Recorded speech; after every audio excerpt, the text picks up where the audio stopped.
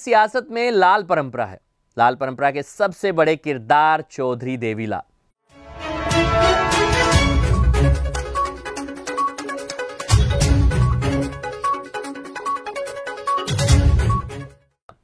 देवीलाल के छोटे बेटे हैं रणजीत सिंह। साल 1987 में अपने पिता चौधरी देवीलाल के शासनकाल में वे कृषि मंत्री रहे। छोटे बेटे होने के नाते देवीलाल के लाडले रहे। अपने पिता से ही सियासत का क ख ग सीखा। करीब 30 वर्ष तक सत्ता से दूर रहने के बावजूद अपने कार्यकर्ताओं संग उनका जो जुड़ाव है वो बना रहा। इसके पीछे चौधरी देवीलाल की कार्यशैली और अनुभव ही रहा कि रणजीत सिंह अपने पिता की राह पर चले। जी हाँ, संघर्ष कितना भी लंबा और कठोर रहा हो, कार्यकर्ता का हाथ नहीं छोड़ा। जब कृषि मंत्री थे तो पूरे हरियाणा में उनकी तूती बोलती थी। उनका काम करने का अपना एक सलीका और तरीका रहा है। चौधरी रणजीत सिंह सियासत की, संघर्ष की भट्टी में तपकर कुंदन बन गए हैं। परिस्थितियां ऐसी रही कि अपने बड़े भाई ओम प्रकाश चौटाला, हरियाणा के मुख्यमंत्री रह चुके भजनलाल सरीखे चेहरों के सामने कांग्रेस ने उन्हें चुनाव लड़ाया। वे चुनाव दर चुनाव हारे। कभी सही राजनीति विशेषण नहीं हुआ। किन चेहरों के आगे, किन क्षेत्रों में हारे, उस पर भी कभी गहन मंथन शोध नहीं हुआ। आदमपुर भजनलाल का किला, रोड़ी लोकदल का गढ़, इन इलाकों से भजनलाल व ओम प्रकाश चौटाला के सामने चुनाव हारे। वे मनोहर सरकार में बिजली और जेल मंत्री हैं। अब बिजली और जेल दोनों क्षेत्र में एक नई कहानी गढ़ रहे हैं। जी हाँ, चौधरी रणजीत सिंह का जन्म 28 मई 1945 को गांव चौटाला में हुआ। उन्होंने साल 1963 में गांव के सरकारी स्कूल से मैट्रिक की। अध्ययन में उनका मन लगता था। साल 1967 में रणजीत सिंह ने चंडीगढ़ के गवर्नमेंट कॉलेज से ग्रेजुएशन किया। इसके बाद वे अपने पिता के सियासी संघर्ष के सारथी रहे। रैलियों, जलसों, सभाओं, धरनों में उन्होंने शिरकत की। अपने पिता चौधरी देवीलाल के काम करने के तरीकों को उन्होंने नज़दीक से देखा और समझा।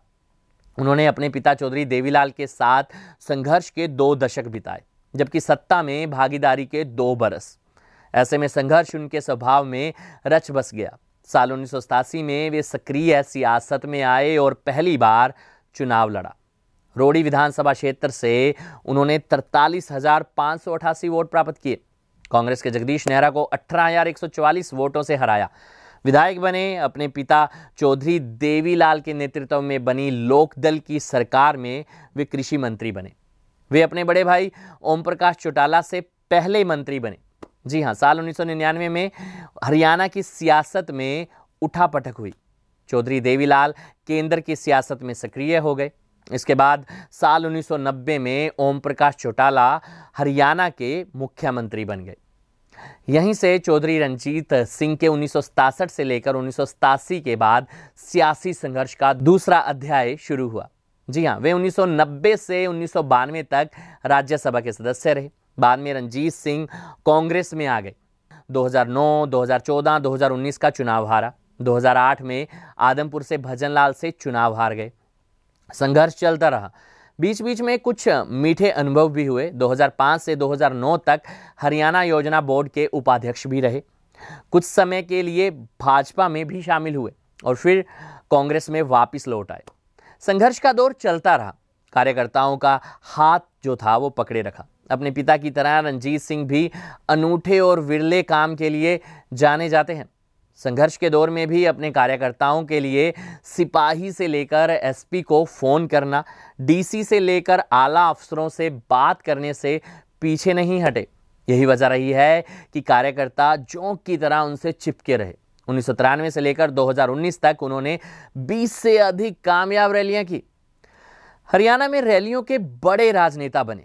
जी हाँ, और हार नहीं मानी, संघर्ष जारी रखा। साल 2019 के विधानसभा चुनाव में रानिया से आजाद उम्मीदवार के रूप में ताल ठोक दी। 20,000 वोटों से जीत गए। 40 सीट जीतने वाली भाजपा को सबसे पहले बिना शर्त रणजीत ने समर्थन दिया। उन्हें मनोहर सरकार में जेल और बिजली मंत्री बनाया गया। आज जेल और बिजली दोनों विभागों में उनका काम बोलता है। आज हरियाणा ऊर्जा क्रांति का नायक बनकर उभरा है। हरित क्रांति के बाद अब हरियाणा ऊर्जा क्रांति का नायक बनकर आया है। हरियाणा में 70 लाख बिजली उपभोक्ताओं को आज सुदृढ़ तरीके से बिजली की सप्लाई की जा रही है। मारा गांव जगमग गांव योजना के अंतर्गत हरियाणा के 5223 गांव आज जगमगा रहे हैं। पारदर्शी व्यवस्था और ठोस नीति के चलते बिजली का लाइन लॉस 30.3% से कम होकर 17.27% तक रह गया। भाजपा के शासनकाल में 16,753 नए ट्रांसफार्मर लगाए गए और 1,29,000 नए कनेक्शन दिए गए। 582 करोड़ रुपए की राशि खर्च करके 824 किलोमीटर लंबी प्रसारण लाइनें जोड़ी गई। निर्बाध और उत्तम गुणवत्ता की बिजली आपूर्ति के लिए 38 नए सबस्टेशन स्थापित किए गए।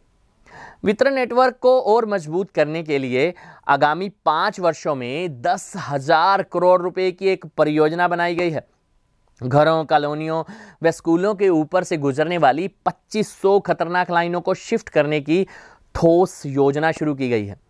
हरियाणा की जेलें आज सही मायने में सुधार घर बन गई हैं। जेल में कैदी शिक्षित हो रहे हैं, सुधर रहे हैं, उन्हें हुनरमंद बनाया जा रहा है।